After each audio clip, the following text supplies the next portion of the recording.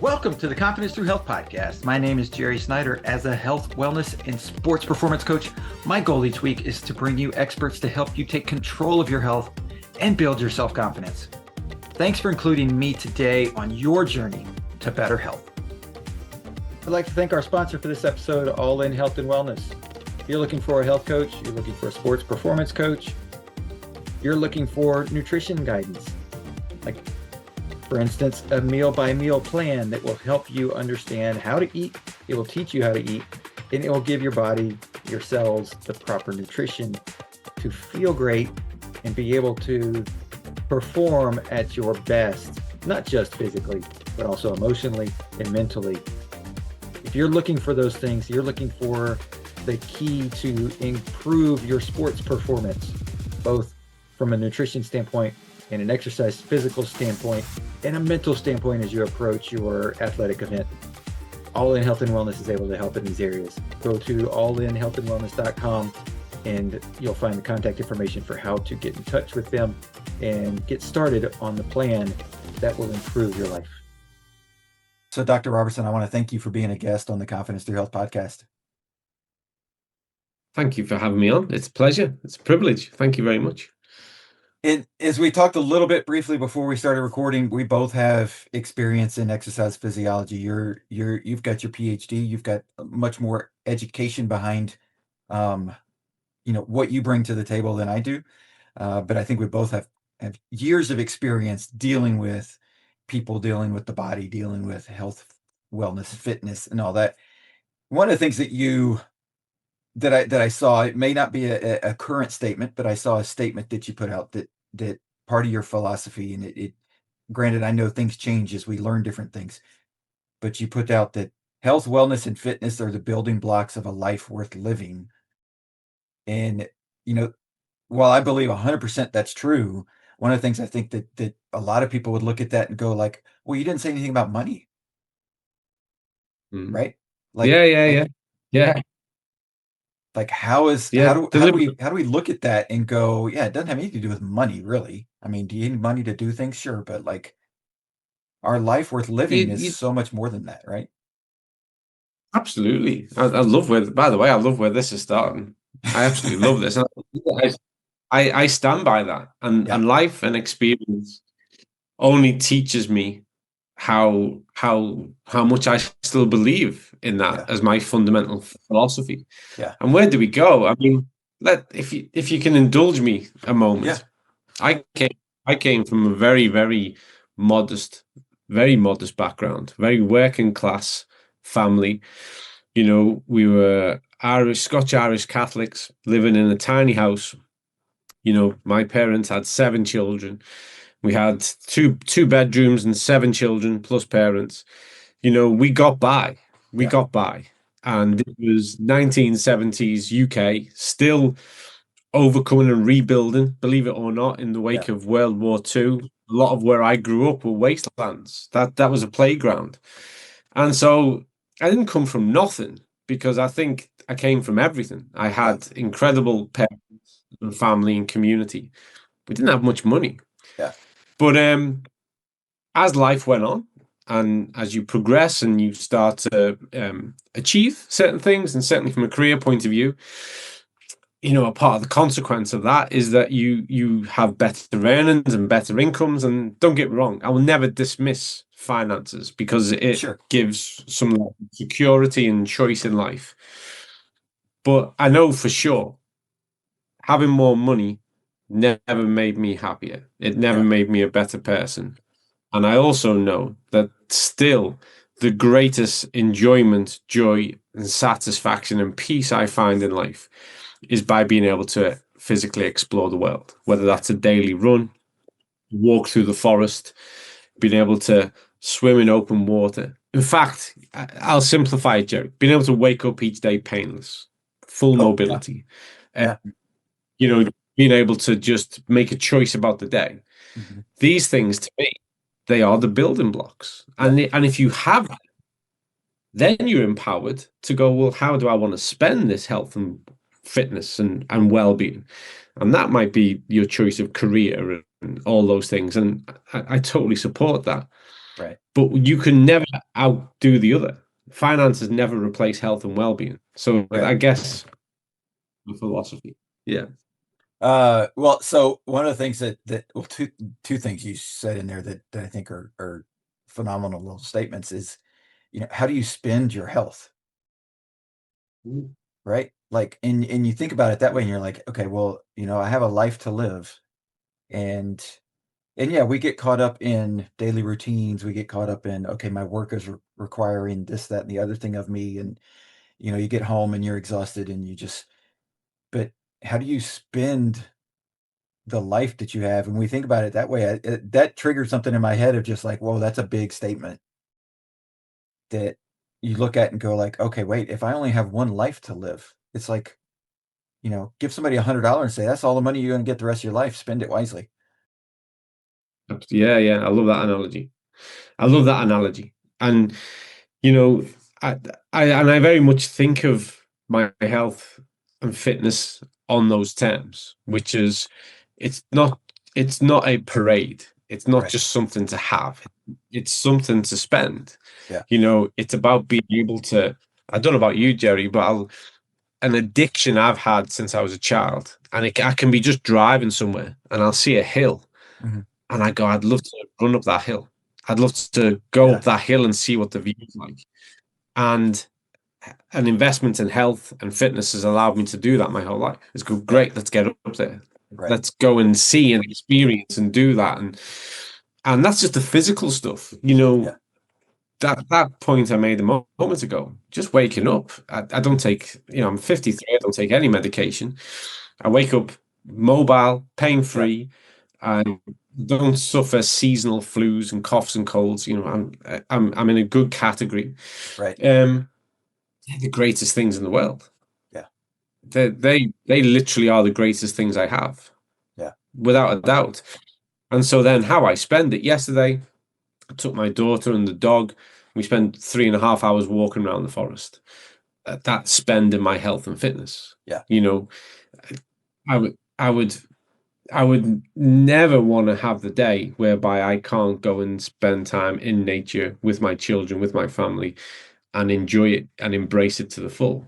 Yeah. That's spending my health. Right. So yeah, that's what it is to me. Yeah, Yeah. yeah, Well, and it's one of the things that I've got one of my clients came to me. He came to me because he literally was at 299 pounds, and he was like, I cannot hit 300. And he's well off financially. He's got a nice house with a setting around it that had this path through a little nature wooded area that's probably, I mean, it's probably a quarter mile of a walk. And he said he hadn't walked it in years because the terrain it goes downhill and it's slope to the side. And it took us a year of working together before, like, okay, let's go walk. And he was like, really? And he walked it and he stopped at the end and was just like, that was more important and more than anything else I thought I was going to get out of this, was the fact that I could actually just yeah, go and do that again. Um, and I think that's something we take for granted, that we just think, you know, whether we're in shape or out of shape, we just think, oh, I'll go do it tomorrow. I can do that whenever I want to. And we don't realize how difficult sometimes that actually is when we let ourselves get yeah, out of yeah. shape. Tomorrow, that magical end of best intentions. Yep. And the best thing for most people about tomorrow is it never comes. You just keep Yeah. putting something off. Yeah. And that I think as well has been a part of the trap that's misled people about finances, is they keep their nose to the grind on this idea that one day I'll be able to do all these things I want to do. But Yep. like what age and what shape will you be in come the one day, if it ever Right. comes? Right. Right now, like live the day. That's Yeah. my main philosophy actually, is live the day. It's all about the here and now. Yeah. And if you take care of it today, it has a huge impact on that magical land of tomorrow. And those things, they're so valuable. And I totally get that. Yeah, Yeah. as you were explaining them. And I think really I've been blessed with the notion that I just don't take it for granted. I love trail running.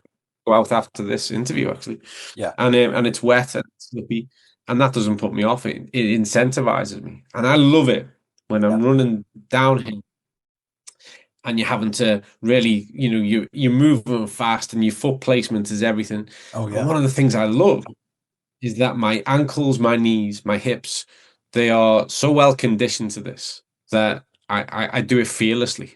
Yeah. And I'm just charging down and I'm reacting to the terrain. Yeah. And there's absolutely zero arrogance in this. It's Yeah. all about appreciation. I feel so grateful that I get to experience that. Right. And if more people did, I think health would be global health would be on different terms if Yeah. people knew how euphoric that felt. Yeah, Right. I do. Well, Yeah, and so to go back to one other thing you mentioned this a couple different times, but the feeling of waking up painless, right? And there's so many different pieces to that puzzle because it's not just do you exercise enough to where your muscles are working and everything, and so you can wake up and everything. You don't have to, like oil the Tin Man, to get everything yeah, working, right? But it's also like, are you eating properly so that you're not creating inflammation, right? 100%, Yeah. absolutely. Everything to carry over, Mhm. and I think I say things like that, Jerry, because I'm really aware of the global statistics and Mhm. as age-related changes and how people find themselves, the types and amounts of medication they're on, Right. common restrictions, joint pain, and that comes into your comments on inflammation.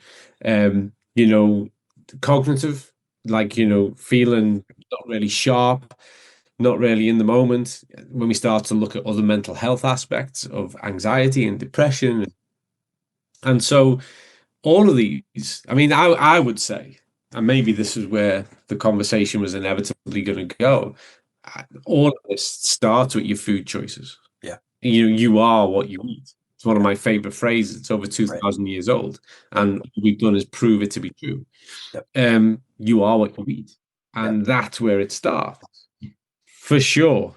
And so it's those conscientious food choices, movement choices, activity choices, exercise choices, all lead for me to a predictable outcome, which is Yeah. I get to live the day. Right. Go again, go again, go again. Mhm. Yeah. But certainly, I mean, food. I hope we've got 20 hours for this interview. Yeah. We can delve into Well, the full world of food. Yeah. yeah, because the food system is one thing in itself, right? And trying to Yeah. deal with the intricacies and more stuff has come to light over the past few years about the way the food system's been created and all that, right? In the US, but also in other countries as well. And in looking at the differences between, okay, what's allowed in Europe and what's allowed in the US and how things are from a manufacturing standpoint. But really what it all comes down to is can you consider most of your diet to be actual food and not processed foods, right? The more natural substances you eat, the better off you're going to be. I'm 100%. That's Yeah. as simply as you can. Right. And you know what, Jerry, 10 years ago, what you've just said would have been borderline controversial because Yeah. there were still people, this isn't true. And whereas now, thankfully, we've reached the tipping point. Mhm. And now the evidence speaks for itself, and we know we're on the right side of history. Yeah. We go, no, literally, the less interfered with your food is, the better it's going to be for you. The Yeah. closer you are to nature, the closer you are to health. The closer you Right. are to nature, the closer you are to truth. And so, but we're 85, 90 years into now a industrial mindset around Mhm. food that has misled people and Yeah. given generation after generation false promises. Right. It's We've got to unpack that. That's a mindset that we need to unpack. And Yeah. it's still a challenge. Um, but I don't know about you, Jerry, but I do feel that people are kind of coming around. I Mhm. think there's enough of it going on that people go, this clearly doesn't work. Right. This Yeah. clearly is. Yeah, yeah. Yeah. You No, know, I think that's I true, think but I think that there's a piece of, and I look at it and I go, okay, for some parts of the population, have we tipped the scale so much that they can't avoid it anymore from what's going on inside their gut, from what's going on inside their body, right? The bacterial loads have changed enough that it's like, okay, yeah, I can tell you what to eat, but I understand that going to the store and buying it and actually consuming it are two completely different challenges. Yeah, yeah, yeah. Wow. I mean, let me go backwards. I still think that we can recover this situation. Yeah. I think it's on an individual basis, and Mhm. everyone's got an individual route Right. towards improvement. Right. But I still think we can claw this back. Okay. But then when you go into this notion of, well, who's owned the food narrative, you know, there is a public consciousness around food that has been decidedly willfully misled Mhm. for 80 years. Yep. And that's hard. That's really hard to unlearn. And people's general attitude. It's okay once in a while, but what's once in a while? For some people, Right. that's every day. Yeah. And actually getting real about certain things. There are certain foods that have become so convenient, so accessible that we kind of forgive them, but actually they cause harm from the Mhm. first mouthful. Yep. And then there's this notion that people go, if it was that bad, they wouldn't allow it to happen. Go, you really need a reality check. Yeah. You really do. Yeah. Money talks. Yep. And so that to me is the interesting point at the moment where we're on. It's getting into that conversation and trying to inform people and give them enough of an insight for them to actually realize themselves and go, okay, I understand this now. Right. Because cognitive dissonance will kick in. If you say to someone that's wrong, don't know about you, Jerry, but I've done thousands of nutrition consultations. When you say to someone that's bad, don't do it, they typically go home, consume more of it to comfort themselves. Yeah. The Yeah. big nutrition is just Yep. um it takes time, it for sure. But I do think it's recoverable currently. Yeah. I don't think we've missed the threshold. But the challenge we have is now that more of the right information is getting out, the industry at large is actually upping its game and Yeah. it's making more and more what seems like the right comment, Yeah. but it's still about these atrocious types of foods.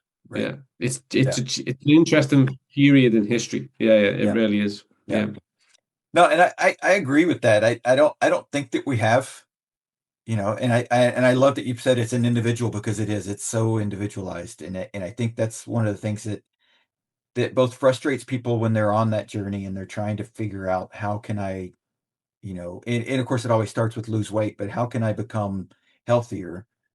Oh, I saw, Jim did this or Sally did that and it worked for them, but it doesn't work for me. And in learning that it is so individualized and to just keep trying the different techniques or different practices that something's going to click for your body and be able to help you overcome whether it's the addictions or it's just the way that the bacteria in your body are reacting to the food that you eat. Um, or like you said, the marketing schemes that are changing and going, oh, hey, this used to be bad because da da da, but we changed this one little thing and now it's good again. And it's like, well, no, yeah, if it comes out of a yeah. processing plant, it's probably not the best thing for you. That's right. And the shame of this, I've always felt, or I've felt for a long time, is that we could actually put this technology to really good use. Mhm. And there is some signs of that.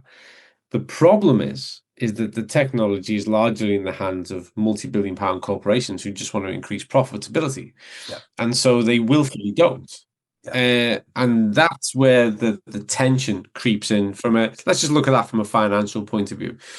From an individual point of view, we've got decades of people who've been nurtured on hyper palatable foods mhm, based on bliss point technology. So we know taste buds have been manipulated. People have a real like our preference. The modern preference for sweetness is through the roof. oh yeah, There's been of anthropological studies that have said, were you to take, and actually several of them have been based over in the States, were you to take modern confectionery, modern chocolate bar, and go back and give that to somebody in the 1940s, the sweetness of it will be so rich that they wouldn't even be able to consume it. They Wow. literally would not be able to consume, like it'd be overwhelming. They'd just be, Yeah. what are we giving you? Yeah. And that's happened. That's been a process over time that's happened. We now know that it's not a conspiracy theory. We Mhm. know that industries work off that sweet spot between, sugar, fats, so that they can get that perfect point where we get a very predictable dopamine response in the brain. So Right. we're consuming foods, comfort foods that literally change our emotional regulation, Yeah. and this breeds addiction. And so when you say to anybody dealing with any type of addiction, you should just stop. It's the most ludicrous thing you can say. Oh yeah. What is what's required is a period, a process of rehabilitation. You need to support that person. And as it's addiction, you're dealing with things on an individual trajectory. So Mhm. what's going to matter to you and what is it you're going to attach your value to? So one of the things I enjoyed about what you just said then was, which is this notion, sorry, of finding your route. Mhm. Well, I think that a part of the problem we've created as a fitness industry is that all too often we've said, you do this. We've made a very transactional fitness industry. You do Right. this to get stronger. You do this for flexibility. When actually, I've come to terms with this a long time ago. Do the thing you love. If it Yeah. increases your heart rate, it puts a stress and strain on the skeletal system, you're winning. Yep. Great. Yep. Dancing, Zumba, Pilates, yoga, swimming, running, whatever. Just Yep. do the one you love. Yeah. Because if you love it, you're more likely to do it regularly, and it Mhm. should add joy to your day. So I think it's that, and your client there walking across the quarter mile. It's finding that ignition in Mhm. that person. When you separate all the noise about what Yep. people talk about, what do you really want? Yeah. And if you can get to that, you've got a real chance of getting through the woods. Right. Yeah. Yeah, and that's one of the things I always tell. One of the reasons why I do what I do is because my grandmother, when I was in college, my grandmother was in the hospital, quadruple bypass, had her colon resected within like with those both those surgeries happened within like 48 hours, and it was like the hospital was surprised that she survived at that level back then. Mm. And I was at a point where I was like, I really don't know what I want to do, but I'm like, and then I was like, okay, I want to do this and help people. Like this is it. It really sparked me, and part of that spark was she passed away about 6 months after that, and I'm like, people need to have their grandparents. They need to have that both from the child, but also the grandparent needs to be able to pass their wisdom on and needs to be able to do. And and so many people that I'm 51, but so many people that are in my age bracket, a little bit older than me, are starting to have grandkids, and they can't get down on the floor and play with them, and they can't go and do the fun things that the kids want to do. And so it's harder to pass that wisdom along because the kids want you to relate. And what do they want to do? They want to run around, they want to play, they want to throw balls around, they want to, um and so that's another one of the things that I always tell my older clients. I'm like, I got to be able to get you on and off the floor. And they're Yeah, like, yeah, oh, yeah. but it's such a pain. Why do I want to do that? Why do I want to be on and off the floor? And then they'll go and have a holiday or something, and they'll like come back and they're like, oh, I got down on the floor and played with my 2-year-old grandchild. And like, like you said, that spark that goes off and that like, oh my gosh, that was the most amazing thing. And I'm like, that's why we do what we do when we work out. Absolutely. I couldn't agree more. And it's interesting because I totally believe, and I'm really invested in that. You want to be able to get down and roll around and play with your children and your grandchildren, Yep. throughout. You want to be that Yep. parent or grandparent that, catches them off guard. You're Yeah. you're that one. But also here in the UK, and I don't know if it's true in over in the US, but here in the UK, elderly people, which now actually is 55 plus, Mhm. them not being able to get up off the floor has become for our firefighters what we call it's the new cat in the tree. So Mm, back in the 70s and 80s, the fire service would get called out to rescue a cat out the tree. right. One of those things they just had to do. Yeah. And now they say, well, the modern equivalent is getting called out to houses where somebody in the 55 plus category, think of that, has called to say, I'm on the floor and I can't get up. And the Wow. fire service having to come, that's an emergency.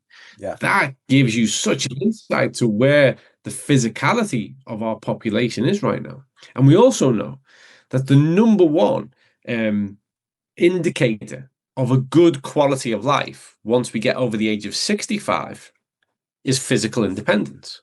Yeah. And physical independence is categorized by being able to get up out of a chair and onto a bed independently with no Yeah. support and help.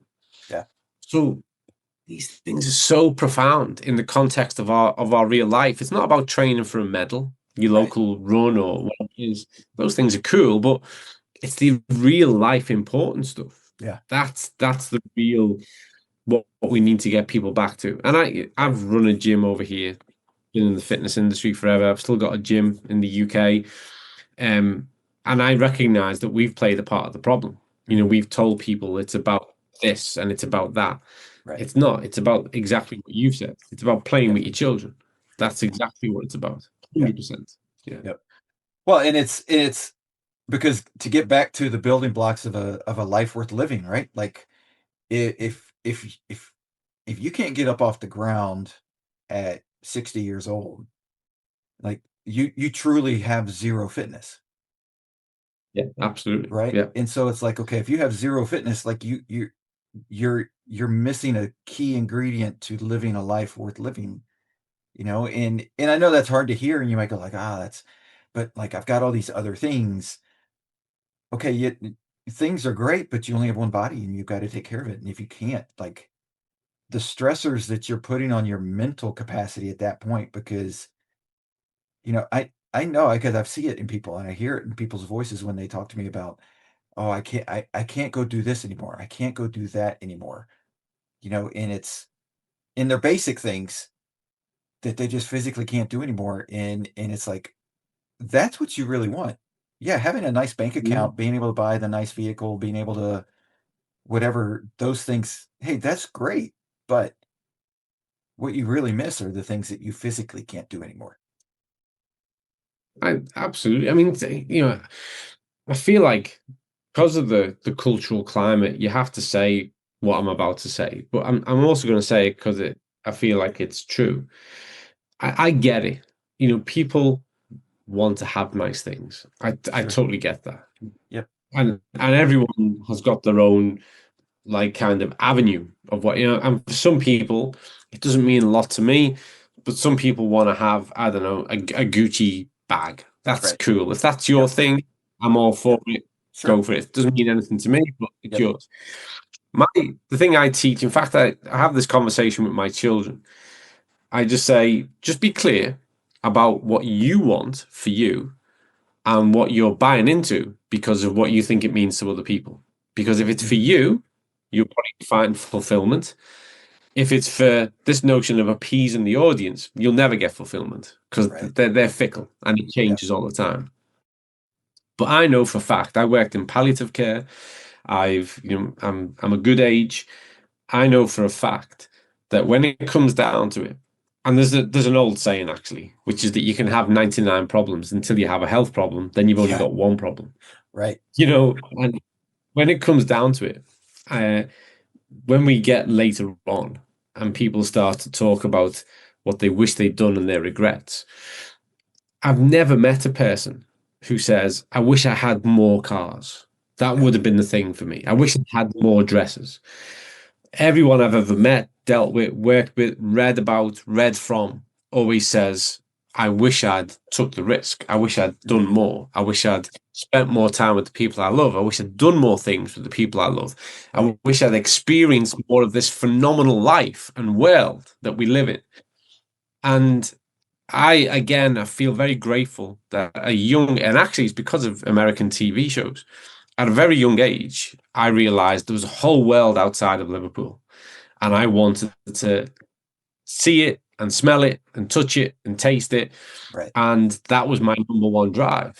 And I've been so fortunate. I've stood on every continent. I've been to, all these countries and met all these people, and I've seen and experienced just phenomenal things. And that to me is worth a millionth times more than any badge on a car, Yeah. any dress, any don't wear dresses, any bag, you take my Right. point. Yeah. And I think that what people are looking for to fill that hole inside them when they just constantly get trapped in that consumer routine, it's actually outside. It's a sunset. Yeah. It's a swim in the ocean. It's a walk through the forest. It's all of those. It's playing with your children. It's all of those things. Yeah. On repeat.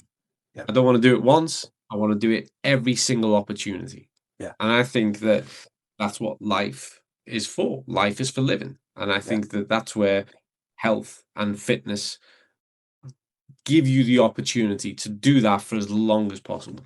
Right. And so how much would you say is from a mental health standpoint? Because that's a big piece of wellness as well. Like, and I know there's nutritional pieces that affect neurotransmitters and hormones and all of that stuff, right? And so I understand that piece of the mental health game. But talk about, like, I think you can go down a pretty good explanation on this. The mental health differences between the person that's at home, maybe watching the television, maybe scrolling on their phone, that consumer side of things versus what happens to your mental health when you go do those adventurous things. Mm. I mean, regardless of whatever you take as spiritual, religious, scientific on human existence, we know for sure that we have been defined and molded by our challenges. That's literally we are a problem solving species. Yeah. And actually it's challenges that make us. And it's those tougher times that embracing of the obstacle, of the challenge, of the trial, that literally galvanizes and gives us. I used to have a phrase that I use with my clients that there was no free dopamine. If you wanted dopamine, you had to earn it. So you had to go do your session, you had to go for your run, do your walk, you had to earn your dopamine. Yeah.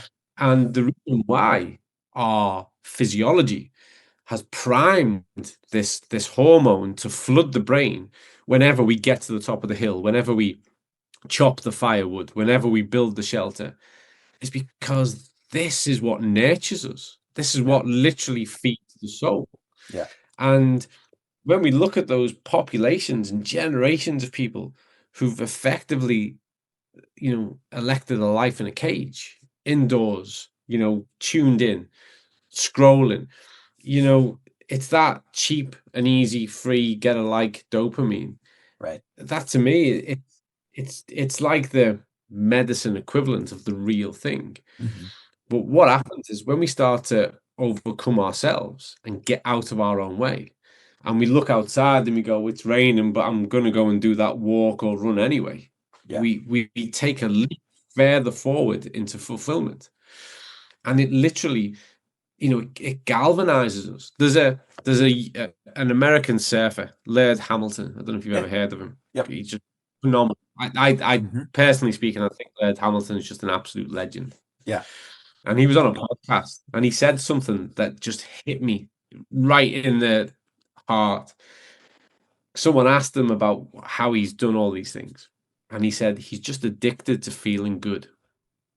And I thought that is it. He's just addicted to feeling good. Right. And he was talking about his nutrition, his exercise, his his surfing and windsurfing and all the things he does. Yeah. And I was like, Laird, you've nailed it. Once you start to go down this route, you get addicted to feeling good. And then you go, I'm never giving this up. Right. Because I want to do this until the day comes. And if you get that, everything else takes care of itself. Because you start to realize how good it is to feel good. Well, and I think that's one of the things that so many people are not experiencing the difference between feeling bad and feeling good, Yeah. right? And Because, sorry to no, interrupt, go ahead. they've been feeling bad for so long, they think Mhm. that's normal. Right. They think, well, this is just life is. Yeah. So sorry, carry on. Yeah. Well, and that's what I was gonna say is because that they're stuck in bed and they don't have a good feeling and experience. Or when they do have one, it's because, oh, I go on a 4-day holiday or a trip and everything feels great. And then I get back and it's like, oh, back into it's not a long enough of an experience to grab hold of and go like, wait a minute, if I change a few things, I can actually get that all the time. I can Yeah, get yeah. that in my normal life. I don't have to go somewhere else for 3 days and leave everything behind to experience it. Absolutely, absolutely. Alan Watts, who is a phenomenal philosopher, he gave a talk that said that, don't think about money and these things. Think about how you want to live, Mhm. and then do everything in your power to live that way. And then, in the process of that, figure out a way as to how you will earn a living by knowing how you want to live. Yeah. And I think that what happens is people compromise way too much too soon. Mhm. So they start to, and in the modern world, there's less reason because there's so much opportunity now in the diversification of roles. Yep. But people surrender so much of themselves in the pursuit of something that they think is, well, that's just the way life is. And you've got to break that narrative. You've got Yeah. to break that narrative. Go, how do I want to live? What do I Yeah. really want to do? Yeah. And I think if you start from there, you're going to have an entirely different life experience. Right. Well, and I love the earn your dopamine piece because yeah, you can get it from scrolling and seeing something or laughing from somebody's little TikTok video or whatever. And so that can bring you a momentary joy, but then there's the other side of it is, like you said, you go walk up a mountain or a hillside and look out over something and experience that. And it's not just the experience right then, but then you're gonna look back at that point, some point in your life and go like, "Oh, remember when I went up that? Oh, that was so nice." And you're getting that secondary dopamine, right? Reliving the Absolutely. experience. And Absolutely. and Yeah. that's a totally different physiological experience for your whole body, right? Scrolling, you're just getting it up here and that's it. That's it. And it's passive. So that's the really let's if you don't mind, let's just Yeah. go into that a little because you know I'm a physiologist, and I always say I'm a philosopher and a physiologist, but a part of my side interest is neuroscience. And we know when we look at the cortex columns of the brain, which is literally where every type of experience and knowledge is physically, takes up space within our brain, within the Yeah. neocortex. And we know that when let's just use the example, you've walked up a hill. Well, that whole neurological, biological experience and sensation forges 20 shelves in Mhm. a cortex column, and it becomes a place in your brain. It becomes a part of who and how you are. Mhm. And so you get the secondary one when you remember it, but it's there for life. And it will actually play a part in shaping your attitude and your response and your other experiences that are similar. Even when we're at times when we're asleep and in the subconscious, it's so deeply planted because that physical interaction consolidates that within a cortex column. Right. When we pick up the phone and we share something, and let's say we get, I don't know, 200 likes, there's no physiology, biology that embeds that within the cortex column. It's Yep. transient, it's Right. passive, it makes no impression whatsoever. And so its only value is right there and then, and it's gone. And that's why you're quickly thinking, well, what's the next one? What's the next one? Right. Because it holds no ground. Yeah. If you go and take in a incredible, let's just say, sunset, if you walk along the beach and you behold this phenomenal, exhibition in the sky, that will take its place in your brain for life Yeah. versus on a screen. Watching it on a screen doesn't even come close. Right. And so we are literally shaping the very fabric of how our brain works by taking part in the experience. Yeah. And that is a fundamental difference. It really, really is. It becomes a part of you, not Mhm. just something that went past your eyes. Right.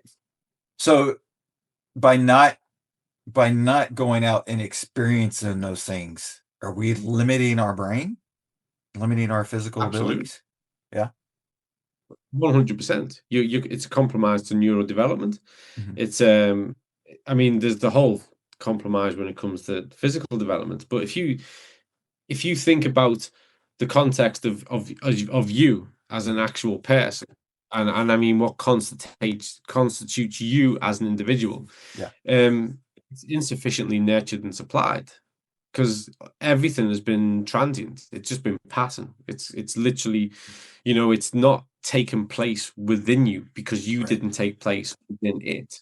Right. And I'm not a qualified neuroscientist, but it's been a side passion of mine for the past 20 years.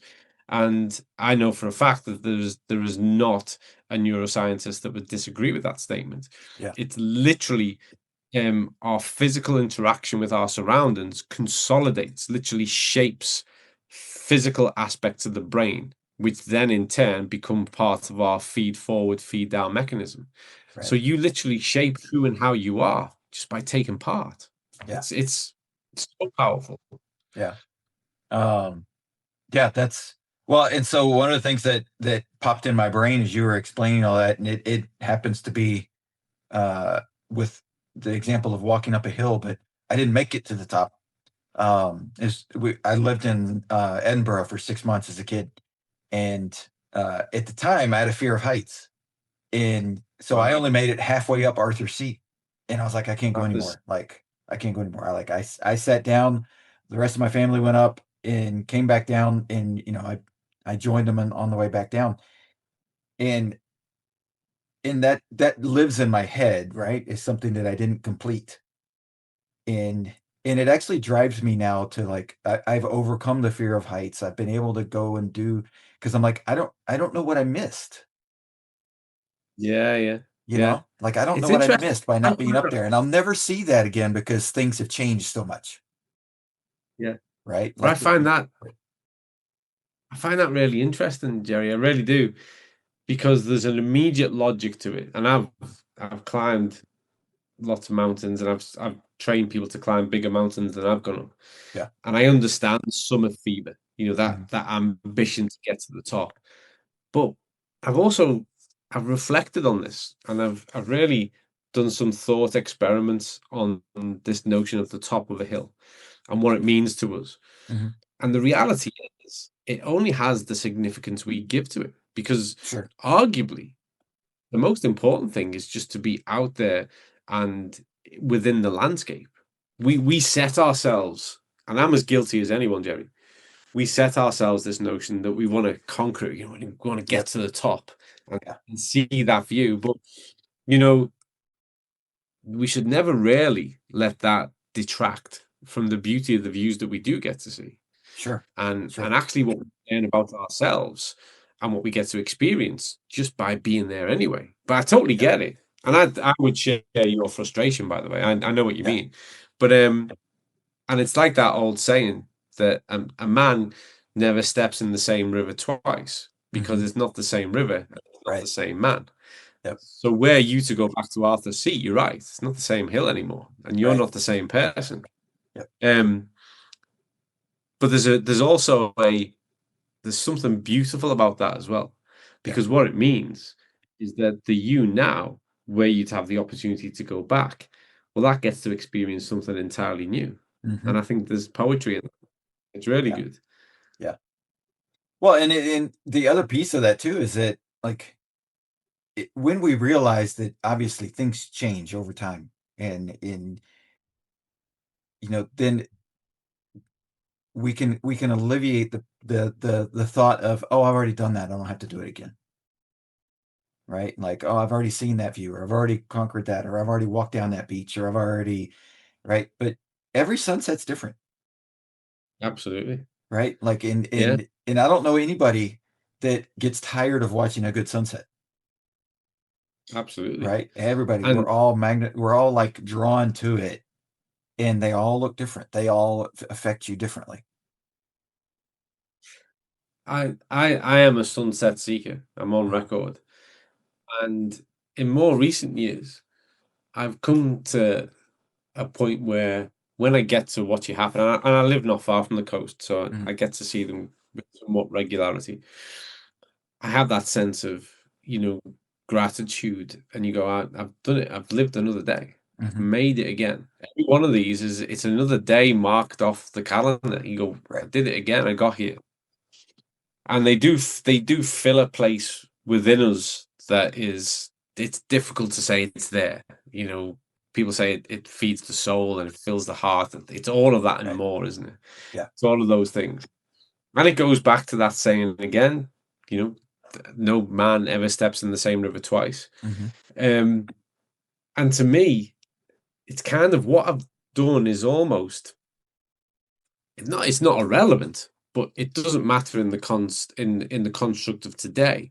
So for instance, if I went for a run yesterday, great, I lived the day. Today, that run has yet to happen. So Sure. today I'm going to live the day. I'm going to go run and I'm going to feel the exhilaration of increased heart rate and breathing Mm-hmm. rate and the stress, strain, and the challenge of it. And I think just to go back to a point you made actually about not getting to the top of Arthur's seat and what that was the catalyst for, and it inspired you to go and achieve other things. That's what I love about embracing the challenge. Yeah. And that's what I love really is that when we put ourselves out there and there's a likelihood that we'll fail, great, because we'll learn from that. And it will be the fuel that will ignite the fire that goes Right. and makes us do 10 other things. Yeah. And if we're not active, if we're only passive and we're just watching this happen to other people, then it never lights a fire in us. Yeah. If we don't fail, if we don't put ourselves out there, if we don't live the moment, then all that's ever happening is a passive life and a passive existence. And look what happens to hamsters in cages. You know, Right. it's not a great outcome. Yeah. We need to we humans, we need to be involved in living life within the context of what it is to take part. Yeah. We're not born to be spectators. Right. And I fully believe that's how you get true wellness, right? Because like Mm. you can measure your vital statistics or your how you're doing, or you can go, okay, well I'm increasing my bench press or whatever it is that from a physical side.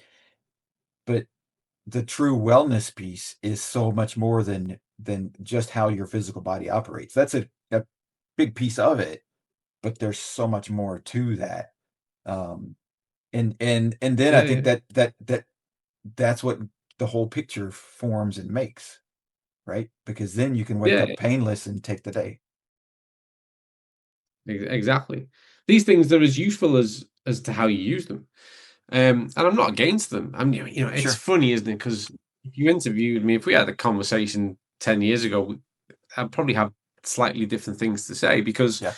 I was a strength and conditioning coach in high performance sport. I was a nutritionist, and you're measuring bench press and back squat and all these metrics. They mean something because they're a part of a route Yeah. towards achieving an outcome within the context of a sport. And so I don't dismiss them because they have a way of forging our discipline, going, Sure. okay, I want to reach that point. And then when I'm at that point, I'm going to kick on and reach this point. Yep. But never lose sight of what we do it all for. And to me, we should all be doing it to live well and to Yeah. experience. I mean, life is so rare. I Yeah. mean, life is so rare. The odds against any of us ever even being here in the first place are Yep. phenomenal. Yes. So the fact that we are, I think we are obliged, we are obligated to live well Yeah. and to really run at it, literally run at it, and think to yourself, it's the most expensive vacation anyone's ever paid for, and you're going to maximize it. Yeah. Like literally, take Yeah. everything, get as much out of it as you possibly can. Yeah. And I think if you can get that mindset, you start to live differently. Right. So for someone who's not, um, and one of the things I wanted to have you on to talk about, we haven't even touched yet. And so for one of those people that's not that knows they're struggling with their health, they're struggling with they're trying to figure things out, right? They've done the wrong nutrition, they've not been exercising, they're trying to figure out, okay, and one of the things that Zenzino does is that the gut health test, that's one of the things that triggered me to be like, I want to talk to somebody about this because it's cutting edge, it's fascinating, and it to me it's almost like a cheat code to be able to go like, oh, well, you can try all these other things that are out there and all these people talking about all these things, but here's the fast way to figure out where your starting point is.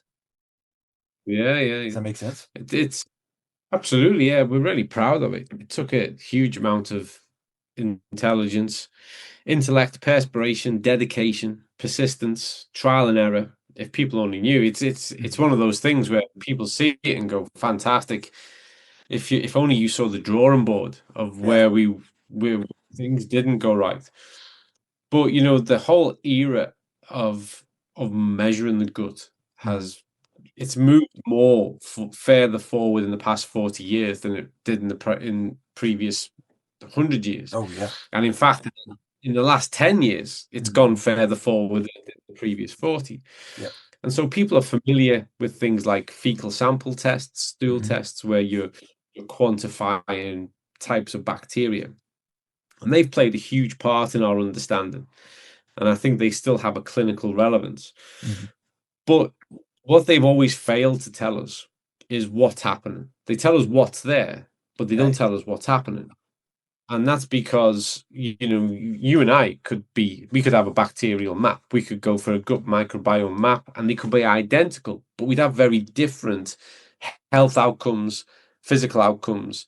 And, so we know they're there, but Yeah. that's not enough to know.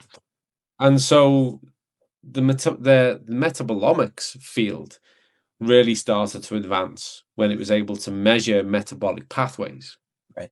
And it was able to see, well, let's look at the communication between metabolites.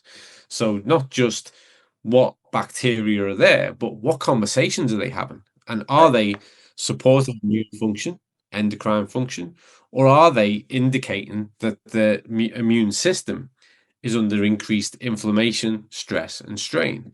Right. And so for us, it was a real immersion in the world of metabolomics. And I have to Mhm. say, we brought a researcher on board 2 years ago. Her name's Dr. Martina Torreson, and I'd been really trying to carry this project forward for a long time. Mhm. And when we brought Martina Torreson on, I was able to dedicate somebody full time to the task. Yeah. Somebody with superb research skills, huge amount of objectivity, and say, right, really get lost in this, Right. bring us right up to date, speak with the best in the world, and let's figure out what we can do. And that was when we started to really, we started to partner with some research institutes, with some specific laboratories, but really that was the part of the cog we'd been missing, was to Yeah. be able to have someone with that skill focused full time and completely objective, Yeah. really quite cynically objective, going really, stool samples has been done to death. Yeah. And so then we found ourselves on no joke intended, but we found ourselves on the right pathway. And that was Mhm. looking at the interaction of the indole IPA, looking at the kinorine and looking at the tryptophan, and recognizing that we know the gut bacteria thrive when there is a sufficient amount of fiber. So we know Right. that, and Yep. people don't consume enough. On Yep. average, it's less than 50% of the recommended intake. Yeah. So we knew this part, but the question was, well, when they're compromised, what kind of thing happens? What Mhm. alterations happen in these pathways that rely on it? And once we knew that, and we knew how sensitive and highly correlated it was, then we said, okay, now we just need to develop literally the analytical methods to measure this accurately. Right. And so it all started to line up. And And now we have a test, a functional test that I'm really, really proud of. Yeah. Well, and so you're explaining that, and to me, it's like, because I've told so many people when they ask me, what vitamin do I need to take, or like what should I be supplementing with, and it's such a big question because you could you could supplement with this, that, or the other thing, right? Vitamin D, calcium, magnesium, whatever it is. But if your body's not absorbing it, you go get a blood test and go like, okay, I'm supplementing with this. Is it working? And they'll go like, yeah, you got plenty of it in your blood. It's not going anywhere. It's not doing Yeah, anything. It's just like, yeah, but the blood test just is going to saying tell that. you it's there. Yeah, yeah. The smoking gun. It's Mhm. there. We just don't know what was done with it. Yeah. That's the exact way. Absolutely. We're fascinated with endpoint. So okay, we Mhm. consume this. Where does it go? What does it do? Right. That's what we're really focused on. And so exactly. So when I get the question similarly to you, what vitamin should I take? It's like, well, there's always a good case for this one, this one, this one, but the Mhm. best thing we could do would be to measure, see whether or not there are any deficiencies. But let's go back a step because that saying you are what you eat is true. Mhm. And some years ago, I modified it. It's probably the thing I'm most quoted for. I said, no, it's not what you are not what you eat. You are what you absorb, Yes. and that's where we get into the notion of feeding the gut. You've Mhm. got to pay the fiddler, Yep. and we know that those real, the short chain fatty acid producing, the postbiotic producing, the real control of inflammation producing bacteria, they need dietary fibers and they need an array of them. It has to be diverse. We want to feed those so that we cultivate the right ratio and balance of those different types of bacteria so that we enhance and really optimize absorptive pathways. And Right. that's where we want that. When we're there, then we're really starting to accelerate our health Yeah. and what health means. Yeah. For sure. That's where we need people to be. So I don't know if you've heard this connection, but it just clicked in my head. The conversation we're having, right? Like if you're looking at a sunset on your phone, okay, you're gonna get a little thing, you're gonna boom. You look at it in person, you're gonna absorb it, right? Yeah. And that's like, okay, if I could eat the right stuff, but if I don't already have the right bacteria in my gut working and operating, I can be like, I'm eating the right stuff and I'm not losing weight, or I'm not doing this, and I'm not feeling this. I'm like, but it's because you didn't take a step back and go, well, what's there in the first place? Absolutely. You even have the That, right people in the area doing the right thing first before you feed it. that you've just literally given the single best explanation and definition of the situation. I Exactly mean, it. it's yeah, That's exactly. You can be taking all these other things and then going and people say they don't work. I did that and nothing changed. Yeah, because you didn't address the fundamental step, which right. is can your body absorb these things?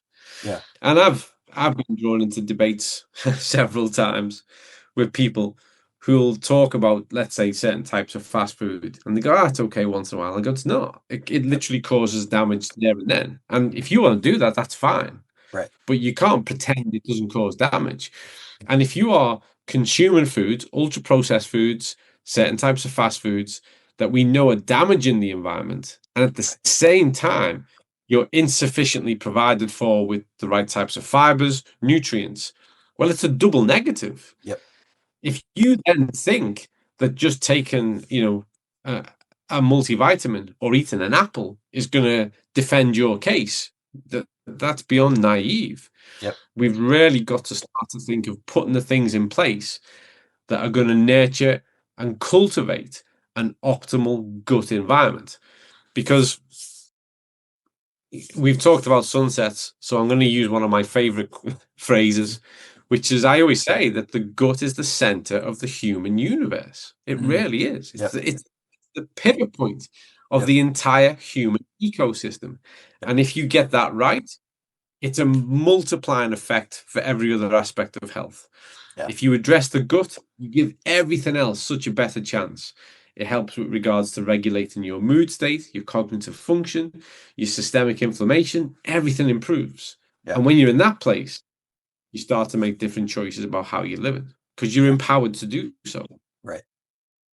Well, and I fully think that, and it's, you can go down the path of like, okay, if the gut's well and the neurotransmitters are being created properly and all the different things, it's like you balance your mood, you're able to experience the good feeling, right? Yeah, you're still going to have those bad feelings, you're still going to have the bad days, and those things are going to happen.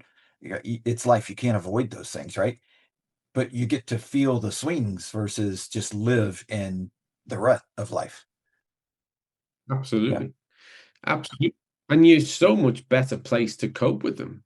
The Yep. problem we have now, and actually, if you don't mind me mentioning it, COVID taught this to the world, is far too many people were already vulnerable. It didn't Yeah. take much to knock them. Right. But when you're really robust, then it actually takes a lot to knock you off. Mm-hmm. And so what happens is when we address the gut, when we optimize our gut health, we're so much more like resilient in the context of our immune system and our overall health function. It takes a lot more to send us off track. We can cope better. What we see now is hyperreactivity. We see tons of people with intolerances. We see endless amounts of people who are walking towards autoimmune conditions. Yep. We're seeing chronic disease on the increase year on year. Every single factor that is within our control is out of control. Yep. Why? The common cause. Address the gut, optimize the gut. It's the center of human health. And if we start there, everything else is a magnifier. Yep. Well, so I want to be cognizant of your time. And so how can people connect with what's going on and find out more, to learn more about how they can help find that starting point for themselves? I mean, I'm a scientist through and through. And, if you're not testing, you're guessing. Right. And I think we're so advanced now. And it's what gives me most kind of pride and satisfaction in what I do, is that we are empowering the world to be able to test objectively, meaningfully. So you can see what your status is, and then you can do something about it. We also know that when people test and monitor a status, they're more likely to be compliant and influence the change that's required. Yeah.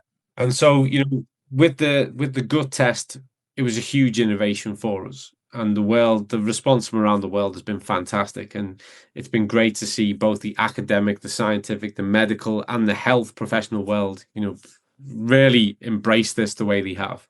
Yeah. So I would encourage people to look at that test. We also, what we're best known for to date has been what we call our balance test. We haven't even discussed omega-3s and essential fats. But to me, if you are measuring your cellular status by looking at your omega-3 and you're measuring your gut from a functional point of view, you have two of the dietary pillars that make up health. Right. And empowered with the information of both, and genuinely from the heart, I know you can transform your health no matter where your health is currently at. Right. That information alone. Yeah. And so that's what I'd encourage people to do. Let the first step be a test. Yeah. Let the first step be a test. Yeah. Find out where you're at. And then actually, Jerry, it's people like yourself who are what I call in the trenches, working with people, guiding people, supporting people. That is the most valuable aspect of this. It's being able to make a huge, it's to be able to take that and interpret it and go, right now, this for you, this means a 1/4 mile walk around that track. For this other person, it means walking, and it's figuring those human parts out. Because I promise you now, 2026 is going to be the year of connectivity. We've spent so long virtual. Yep. I think the next trend is going to be reality. Yep. Well, and there's so many health benefits to that, whether it's connecting with nature, connecting with people, connecting with, that's I mean, that we could do a whole nother hour on that subject by itself, well, I mean, fantastic conversation. I've thoroughly enjoyed it and loved having you on the show. Me too. Thank you so much. I've enjoyed this. Thanks for checking out the Confidence Through Health podcast. Please subscribe, post a review, share this episode with those you love who need a little extra help with their health journey. Visit allinhealthandwellness.com to learn more about the coaching programs that I provide. All episodes are produced by the Social Media Cowboys, your source for all online marketing needs. Go to socialmediacowboys.com for more information.